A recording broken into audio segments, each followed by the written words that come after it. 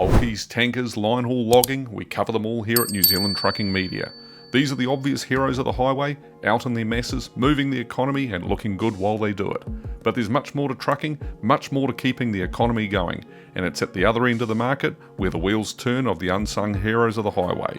The trucks that hide in plain sight, but without, everything would turn to garbage. Home to 520 staff members, Northland Waste operates under that name from Cape Reinga to the Puhoi Tunnel. Econowaste from Puhoi Tunnel through Auckland, and low-cost bins from Palmerston North to Wellington. Econowaste recently commissioned 3 new Mercedes-Benz Arocs, 2 3258s fitted with MirrorCam and 1 3263. By day, these 9-axle 58-tonne units run refuse from Waitakere Refuse and Recycling Transfer Station in Henderson through to Redvale Landfill at Dairy Flat north of Auckland. By night, the 2 Arocs 3258s also shuttle recycling between the company's Silverdale Resort Station and Visi Recycling in Onehunga. We needed the ability to move more rubbish on every load, also the biggest legal truck we could find that fitted our requirements, did the job safely and fuel efficiently with Euro 6 emissions. We needed that package. We looked at the trucks in that class and the Mercs ticked pretty much all the boxes for us, explained Ken Fraser, the charismatic and jovial National Fleet Manager of Northland Waste. The Econowaste trucks run a consistent schedule to keep the levels at the transfer stations acceptable.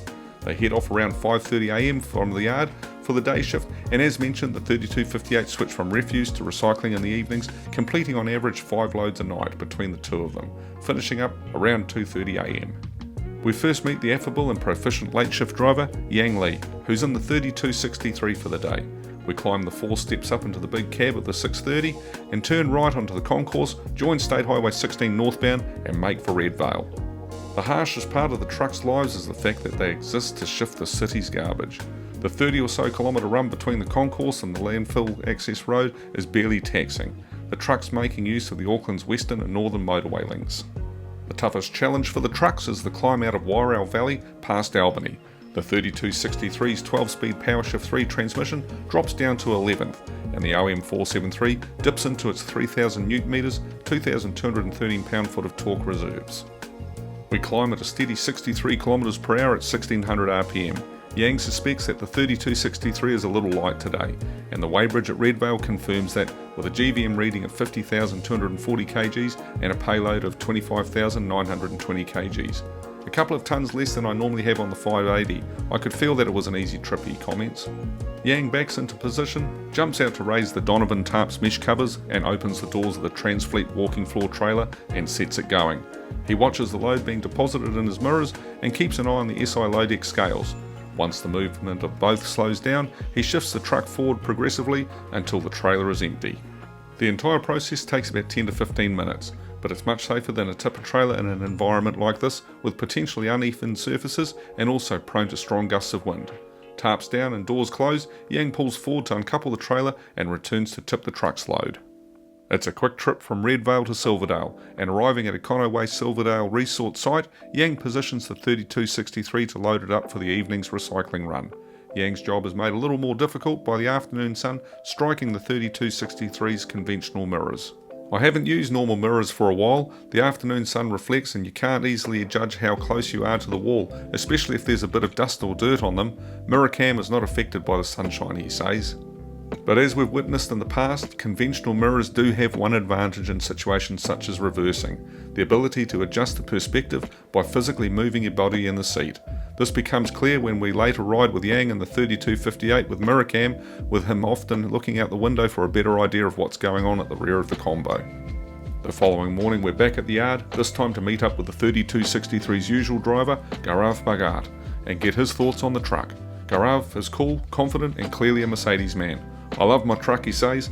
I was in a Kenworth before this and it was too loud and less comfortable. These Mercs, they're comfy. Riding on steel leaf springs up front and 8-bag air suspension in the rear, the Arocs is stable and sure-footed on the road too. Though there's not much to challenge the trucks in this sort of local work. On MirrorCams, Gaurav comments, I've driven the MirrorCam trucks, they're fine, good in the rain, you don't have to constantly clean the mirrors, that's a bonus. While both Yang and Gaurav leave the PowerShift 3 to do its own thing in auto, Gaurav does flick between power, economy and normal modes. The power mode holds the gears and makes a difference when climbing, it's noticeable, he explained. The Arocs are all fitted with 3-stage Jacobs engine brakes, and both Gaurav and Yang tend to only use the first 2 stages, agreeing that the 3rd stage is too strong in most day-to-day situations for them. On the way back to the concourse, Gaurav heads down the Albany Highway towards State Highway 18.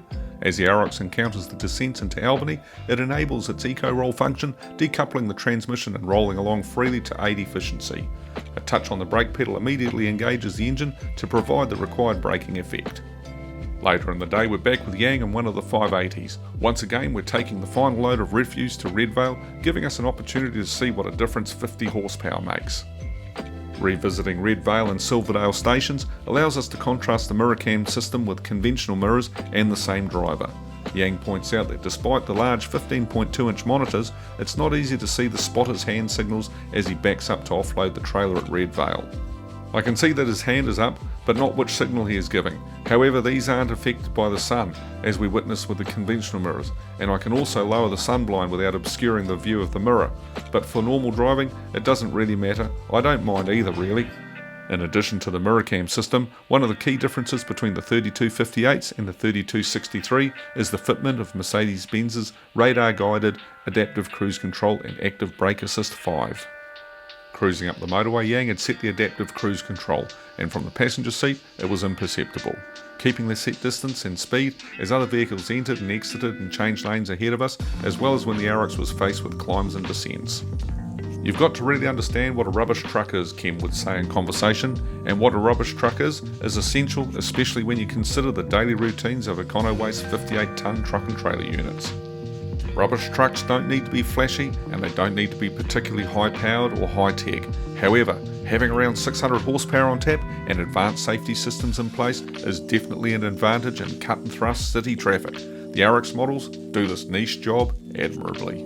To catch the full story of these new Arocs Mercedes-Benz units off Northern Waste, then catch a copy of the April 2024 issue of New Zealand Trucking Magazine, or visit nztrucking.co.nz to read a digital copy. See the links below.